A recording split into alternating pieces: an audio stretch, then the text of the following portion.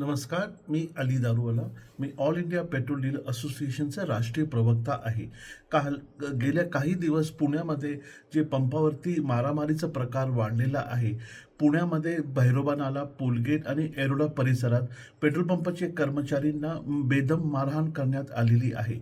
या अनुषंगाने petrol dealers association आणि पेट्रोल पंपावरती काम करणारे कर्मचारी यांनीही एक पत्र माननीय अमितेश कुमारजी यांना विनंतीच्या स्वरूपात दिलेले आहे का कधी ही कारवाईवरती रोकठोक केली नाही आणि जे गुंड प्रवृत्तीचे माणसं आहेत त्यांच्यावरती कधी त्यांच्यावरती आळा घातला नाही, तर आम्ही पेट्रोल पंप फक्त संध्याकाळी 7 वाजेपर्यंत चालवणार आहोत. पण पेट्रोल पंप ही अत्यावश्यक वस्तू असल्यामुळे पेट्रोल पंप बंद करता येत नाही.